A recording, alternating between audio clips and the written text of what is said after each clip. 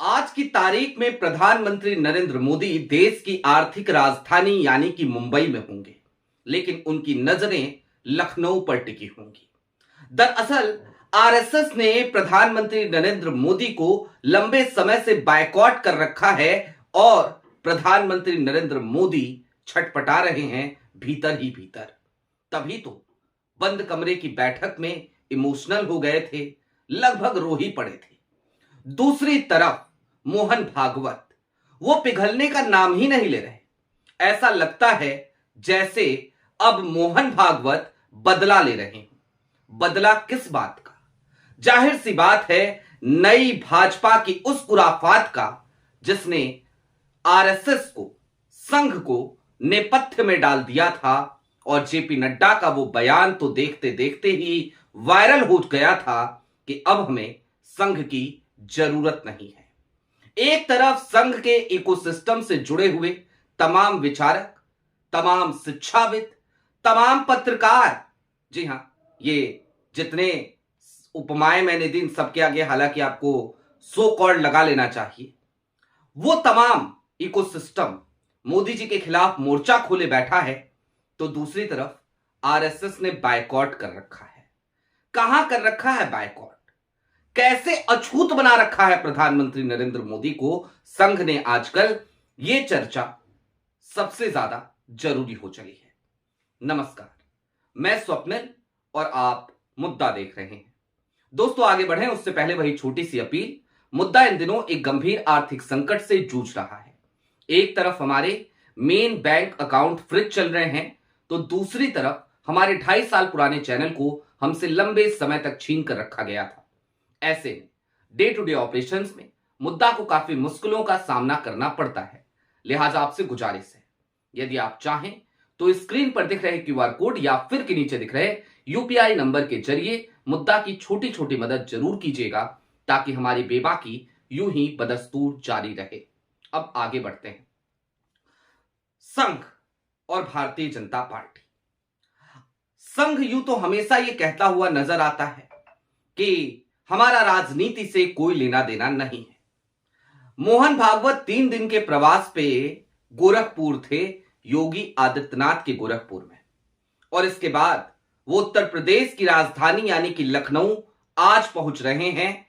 और ये वही दिन है जब प्रधानमंत्री नरेंद्र मोदी मुंबई में होंगे मैक्रो के साथ। इमैनुअल मैक्रो फ्रांस के राष्ट्रपति। लेकिन प्रधानमंत्री नरेंद्र मोदी लखनऊ पे नजर बना के क्यों रखेंगे? गोरखपुर में एक पदाधिकारियों के साथ बैठक में पता है मोहन भागवत ने क्या कह दिया इस बार? उन्होंने कहा सीधे तौर पर कि किसी भी पार्टी के फ्रंट लाइन के नेताओं को मत जोड़िए अपने साथ। और दूसरी तरफ एक बात और कही संघ के पदाधिकारियों से बात करते हुए कि किसी भी पार्टी को अपनी पार्टी मत समझिए और किसी भी पार्टी को पराया मत समझिए। यानी कि हर राजनीतिक दल को आप इस देश का राजनीतिक दल समझिए। जरा सोचिए, मोहन भागवत ये सारी बातें आज की तारीख में क्यों कर रहे हैं? अब क्यों कर रहे हैं उस पर चर्चा आगे करेंगे। सबसे पहले आपको कुछ चीजें दिखाना चाहता हूं। कल की तारीख में मैंने एक स्टोरी करी थी और संघ बायकॉट कर रहा है, इशारों इशारों में इसका जिक्र किया था। आज की तारीख में मैं आपको बायकॉट दिखाना चाहता हूं। आपकी स्क्रीन पर पांचजन्य की वेबसाइट का स्क्रीन रिकॉर्डर चल रहा है, मैंने स्क्रीन रिकॉर्ड करी है। पांचजन्य बीते कुछ महीनों से प्रधानमंत्री नरेंद्र मोदी के नाम की हेडलाइन लगाने से परहेज कर रहा है। और कल जब हमने स्टोरी करी तो एक हेडलाइन जाकर के केवल लगी है, और उस हेडलाइन में आप आश्चर्य करेंगे क्या है। जरा सोचिए, गंगा में कितना पानी बह गया राज्यसभा में धन्यवाद प्रस्ताव पर बोले हुए प्रधानमंत्री नरेंद्र मोदी को। वो खबर कल की तारीख में भी नहीं छपी, आज की तारीख में जाकर के पांचजन्य पे छपती है। सोच रहे हैं आप चल क्या रहा है? और ये छपी क्यों? क्योंकि कल इस स्टोरी के बाद कई और लोगों ने ये स्टोरी करी थी और उन्होंने सीधे तौर पर संघ के मुखपत्र पांचजन्य और उस पांचजन्य में किस तरीके से नरेंद्र मोदी का बायकॉट किया जा रहा है, जबकि शाह साहब की स्टोरी छप रही है। शिवराज सिंह चौहान, पीयूष गोयल, निर्मला सीतारमण। ऐसा लगता है जैसे संघ ये कहना चाह रहा हो कि बाकी सबसे बैर नहीं, मोदी जी आपकी खैर नहीं। तो जाहिर सी बात है, इसे बायकॉट ना कहा जाए तो क्या कहा जाए। खैर, कल हमने स्टोरी करी और उसके बाद कई और लोगों ने सेम स्टोरी करी, उन्होंने भी इस बायकॉट का जिक्र किया। तो आज की तारीख में पांचजन्य ने वही स्टोरी, पुरानी स्टोरी उठाई और कहा कि प्रधानमंत्री नरेंद्र मोदी के भाषण के कुछ संपादित अंश छाप रहे हैं। अब जरा सोचिए, बायकॉट नहीं है तो क्या है। यही हाल आरएसएस की अंग्रेजी की मैगजीन यानी कि ऑर्गेनाइजर, अंग्रेजी मुखपत्र, उसकी वेबसाइट का भी है। उस पर भी प्रधानमंत्री नरेंद्र मोदी को कई महीनों से बायकॉट किया जा रहा था। कल देर शाम से स्टोरी छपनी शुरू हुई। उससे पहले प्रधानमंत्री नरेंद्र मोदी का चेहरा, प्रधानमंत्री नरेंद्र मोदी का नाम, सब ऐसा लगता था जैसे बैन हो चला हो। जाहिर सी बात है, यह बायकॉट यूं ही नहीं हो रहा। इस बायकॉट के पीछे एक कहानी है, छोटी सी कहानी। क्या कहानी? महज इतनी कि संघ अब सत्ता का हस्तांतरण चाहता है। संघ अब सत्ता का, ताकत का ट्रांसफर चाहता है। संघ अब चेहरा बदलना चाहता है। संघ अब दुल्हा बदलना चाहता है। और ये दुल्हा जब बदलना चाहता है तो बीते कुछ दिनों से हम सब ये कहते रहे हैं कि आज की तारीख में संघ का कोई वजूद नहीं, आज की तारीख में संघ की कोई ताकत नहीं, आज की तारीख में तो गुजरात लॉबी संघ पे भी हावी है, भारतीय जनता पार्टी पे तो पूरा कैप्चर कर चुकी है। लिहाजा अब ना तो संघ कुछ कर पाएगा और ना ही योगी आदित्यनाथ कुछ कर पाएंगे। कुछ नहीं होने वाला है। हम ये बात कहा करते थे। मैं थे शब्द का इस्तेमाल कर रहा हूं। परिस्थितियां बहुत बुरी तरीके से बदल गई हैं, क्योंकि अब सिर्फ संघ नहीं चाहता, अब चाहते तो अमित शाह भी हैं, ऐसा लगता है। और क्यों चाहते हैं? क्योंकि प्रधानमंत्री नरेंद्र मोदी की अब वो वाली छवि नहीं रही, वो वाला गुब्बारा नहीं रहा, 56 इंची का सीना नहीं रहा। आज की तारीख में प्रधानमंत्री नरेंद्र मोदी के सामने जो उपमाएं पहले लगा करती थी, यानी कि प्रधान चौकीदार, महामानव, विश्वगुरु, उन तमाम उपमाओं की जगह नई उपमाओं ने ले लिया है। नए नए अलंकार से विभूषित हो रहे हैं प्रधानमंत्री नरेंद्र मोदी। कोई डरपोक कह देता है, कोई कायर कह देता है, कोई कॉम्प्रोमाइज्ड कह देता है। कभी एप्स्टीन फाइल का मुद्दा, कभी नरवणे साहब की किताब, और इस सब को लेकर के विपक्ष को मिलता हुआ माइलेज। ऐसे में जमीन प्रधानमंत्री नरेंद्र मोदी के चेहरा रहने की वजह से भारतीय जनता पार्टी की खिसक रही है। और क्या अमित शाह ये चाहेंगे कि जिस पार्टी के लिए उन्होंने इतनी मेहनत करी, जिस पार्टी को उन्होंने आज की तारीख में दुनिया की सबसे बड़ी पार्टी है ऐसा दंभ भरने का मौका दे दिया, उस पार्टी की छवि तार तार हो जाए, वो पार्टी पूरी तरीके से बिखर जाए, अपनी छवि को खंडित कर ले? जाहिर सी बात है, ना तो शाह ऐसा चाहेंगे और ना ही संघ ऐसा चाहेगा।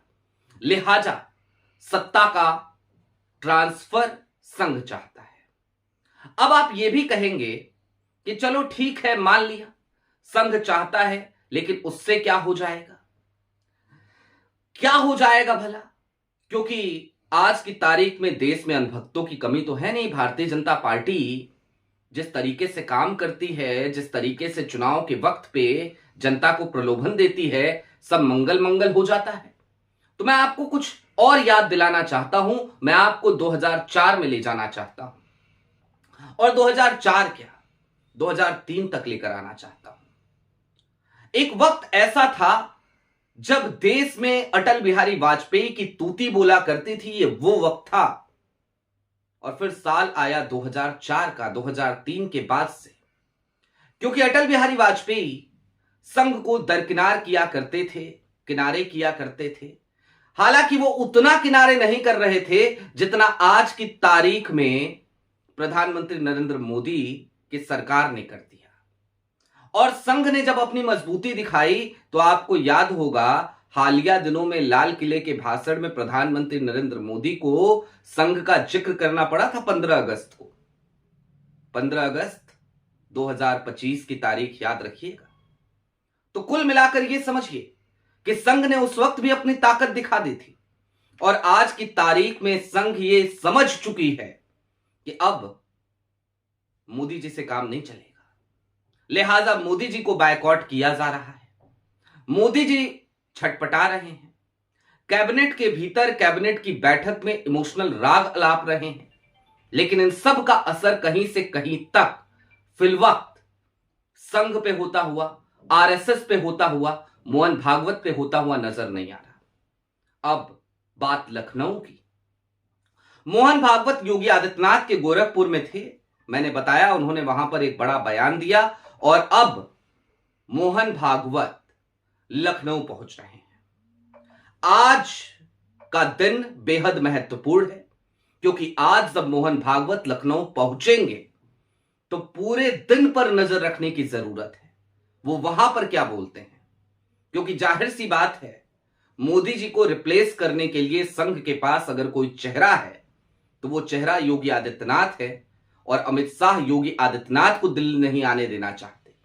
बस यही एक पॉइंट है जहां पे संघ और शाह की नहीं बनती, वरना तो शाह को संजय जोशी से भी फिलवक्त कोई परहेज नहीं बचा। अब संजय जोशी का जिक्र कर दिया तो चलते चलते यह समझ लीजिए कि संजय जोशी साहब को भी अगर गृहमंत्री साहब से कोई काम होता है तो उनके दफ्तर में फोन घनघना देते हैं और उनका काम हो जाया करता है। उन्हें शाह साहब से बात करने की जरूरत नहीं पड़ती, शाह साहब को उनसे कोई परहेज नहीं है। जबकि संजय जोशी से कितना परहेज प्रधानमंत्री नरेंद्र मोदी को है ये हम सब जानते हैं।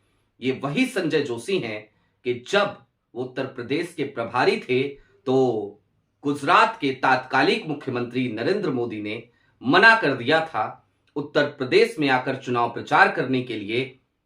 ये हाल था उस वक्त का, साल था 2012।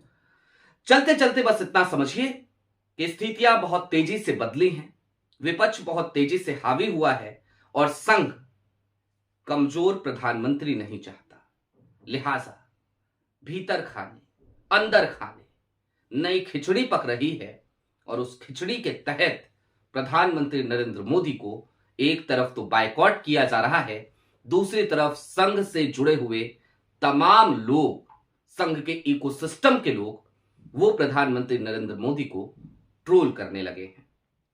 आपकी क्या राय है कमेंट बॉक्स में जरूर बताइएगा। अभी के लिए दीजिए इजाजत।